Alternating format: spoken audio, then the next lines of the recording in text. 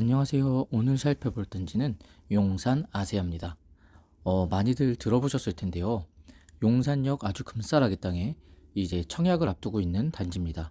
하지만 계속 미뤄지고 있어서 이 단지에 대해서 자세히 좀 알아보려고 합니다.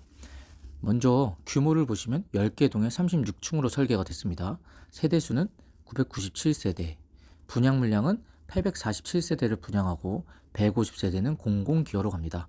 공공기여는 임대가 아니라 미 대사관 직원들 숙소로 쓰일 예정입니다. 분양가는 약 평당 7,500 정도로 예상이 가고요. 청약 접수일은 계속 연기 중입니다. 지금은 내년으로 연기됐다고 보도가 나옵니다. 필요 자금은 20억 이상 필요할 것으로 보이고요. 특이사항은 제일 작은 평형이 34평입니다. 그래서 모두 중대형 평형으로 구성됐다. 시세 차익은 당연히 10억 이상 예상되고요. 자, 제한사항은 실거주 의무 전매 안 되고 대출 규제에 있고, 그래서 모든 규제가 다 적용이 되는 단지입니다. 그래서 순서는 이렇게 보려고 해요. 처음에 연역을 한번 따져보고요. 현재 상황도 한번 보고, 그 다음에 예상 분양가, 청약 정보, 입지 이렇게 한번 봐보겠습니다. 자, 먼저 연역을 한번 살펴보겠는데요. 본 아세아 부지는 과거 미국 군인 아파트로 쓰이던 부지입니다. 자, 그래서 이 부지를 2021년에 아세아 특별구역으로 지정을 했어요. 그리고 2014년에 이 부지를 부영그룹이 매입했습니다. 예, 이 금싸라기 땅을 2014년에 부동산 가격이 오르기 전이죠. 그래서 정말 잘한 선택으로 볼 수 있죠. 그래서 부영그룹이 이 부지를 다 갖고 있어요. 그리고 2021년에는 정비 계획 및 건설 승인을 획득하게 됩니다.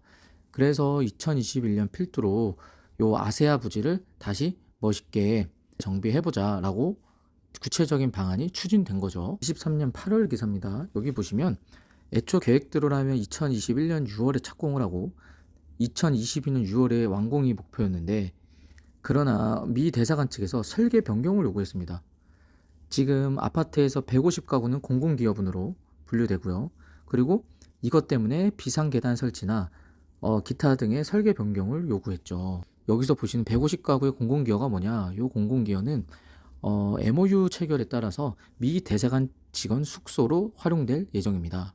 그런데 지금 미국 측에서는 공공기업은 150가구에 비상계단 추가 설치를 요구하고요. 뿐만이 아니라 슬래브 두께 등 미국 건축법을 따라서 설계 변경을 좀 해달라고 요구를 하고 있습니다. 이것 때문에 계속 미뤄지고 있어요, 분양이. 착공도 계속 미뤄졌고요. 지금 2023년에는 이런 상황이었습니다. 2023년 9월 기사를 보죠. 지금 부영건설 측에서는 용산 아세아 아파트 용적률을 382%까지 올려달라.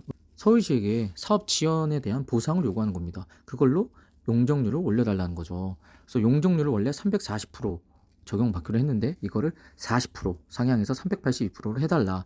그렇게 되면 969가구에서 약 100가구가 늘어날 수 있게 되는 거죠. 그렇게 되면 부영주택은 상당한 수익을 얻을 수 있게 되죠. 부지 매입을 2010년도에 했는데 거의 10년 가까이 이 부지를 놀리고 있으니까 부영건설 측에서는 하루빨리 착공을 하고 분양을 하고 싶었던 거죠. 용적률 상향 요구를 한 지 약 6개월 만에 2024년 1월에 용적률을 382%까지 상향을 했습니다. 지금 보상이 필요하다고 주장을 하면서 착공을 미뤘었죠, 부영건설이. 그런데 서울시가 부영건설의 편을 들어줬습니다. 그래서 340%에서 382까지 용적률 늘려줬고요. 세대수도 약 30가구 정도 늘었죠. 층수도 3층이나 높아졌습니다. 대신 서울시에도 공짜로 주진 않았겠죠. 약 908평 정도의 규모 체육관에 공공기분을 제한했습니다. 그래서 이거를 부영 측에서도 오케이 해서 이렇게 용적률 상향이라는 쾌거를 이뤘죠. 특히 한강 조망도 가능한 위치라 정말 기대되는 아파트입니다. 그래서 지금 2024년 7월 정도에 준공을 한 거로 알고 있습니다.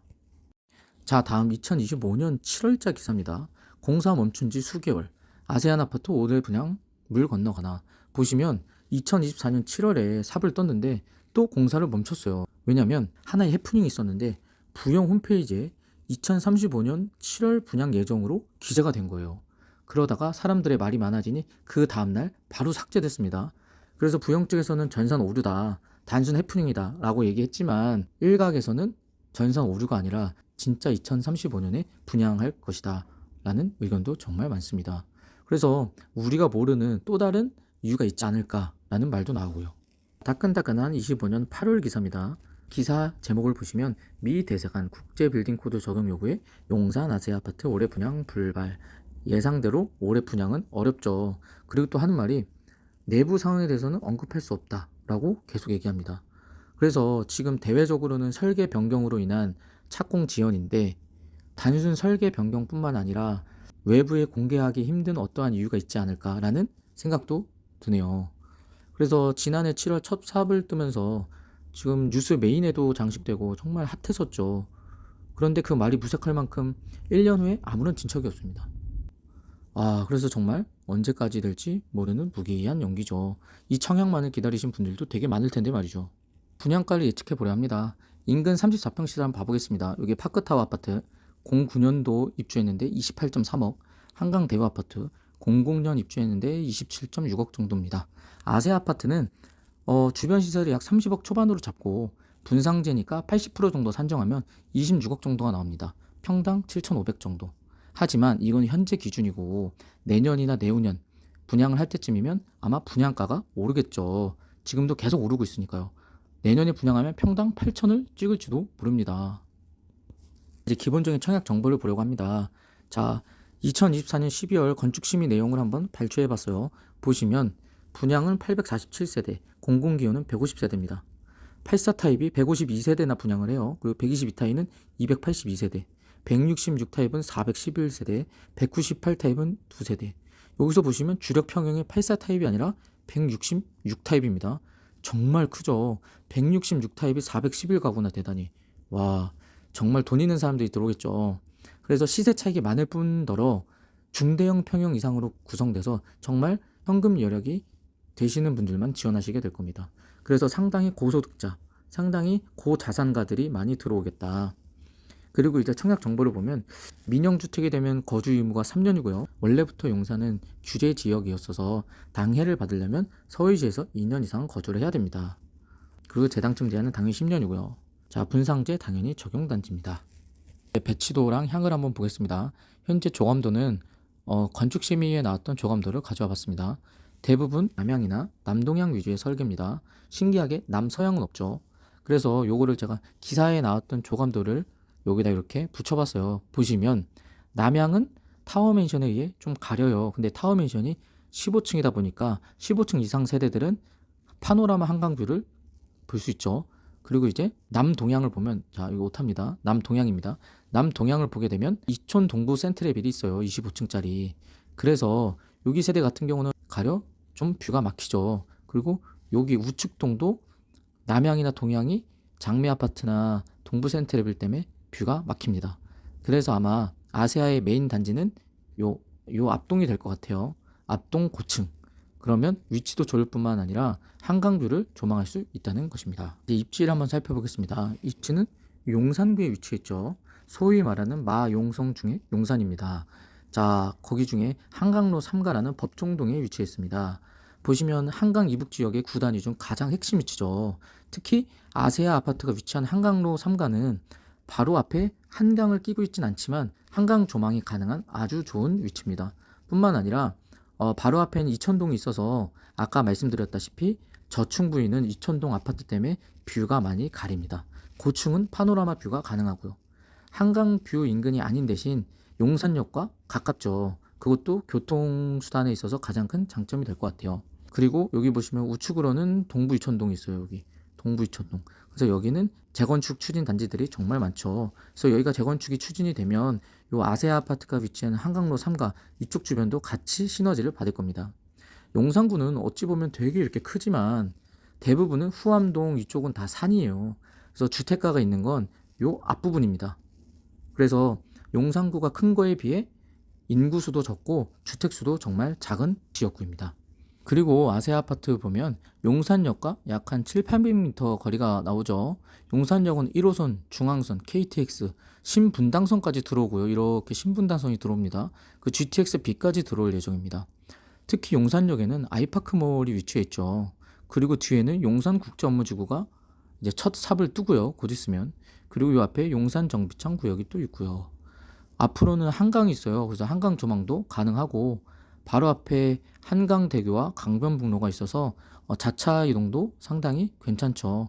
그리고 아까 말씀드렸다시피 여기가 동부 이천동인데 재건축을 진행한 아파트들이 한창이죠. 그래서 여기가 개발이 되면 아세아도 같이 시너지를 받는다. 그리고 아세아 위쪽에 보면 한강초등학교가 이렇게 위치해 있어요. 그러다 보니 초등학교도 가까워서 정말 좋죠. 그리고 중학교는 용강중과 성심여중 배정이에요. 성심여중은 약 한 1.5km, 용광중은 800m. 중학교는 살짝 멀지만 그래도 괜찮습니다. 초등학교가 가까우니까요. 그리고 뒤로는 용산공원이 이렇게 크게 있고 앞에는 한강이 있고 거의 배산 임수죠. 입지상으로는 정말 좋은 것 같습니다. 자, 학군을 자세히 한번 살펴보려고 합니다. 한강초는 아세아 아파트 기준으로 250m죠. 충분히 도보권입니다. 그리고 그런데 학생 수는 169명으로 매우 적습니다. 자, 이제 중학교를 보겠습니다. 먼저 성심여중, 여중이죠. 보면 1.5km 정도 나와요. 거리가 좀 됩니다. 대중교통을 이용해야 될 것 같고요. 총 학생 수는 175명. 설립 일정은 1957년. 정말 오래된 학교죠. 역사와 전통이 있을 것 같습니다. 용강중도 보면 1968년 개고예요. 학생 수는 801명으로 정말 많죠. 위치는 한 800m 거리가 되고요. 그래서 이렇게 보시면 될 것 같아요. 용산하면 개발 호재가 엄청 많은 곳이죠. 지금 용산국제업무지구 25년 착공. 이제 얼마 있으면 착공을 합니다. 보시면 여기 위치인데 와, 여기를 복합 초밀도 개발을 하죠. 그래서 추진 경과를 보면 2006년도부터 2030년도까지 약 25년간에 걸쳐서 개발 계획을 세우고 있죠. 그러다 보니까 또 하나의 서울의 랜드마크, 더불어 대한민국의 랜드마크가 될 곳입니다. 국제업무지구 조감도를 보면 정말 멋있죠.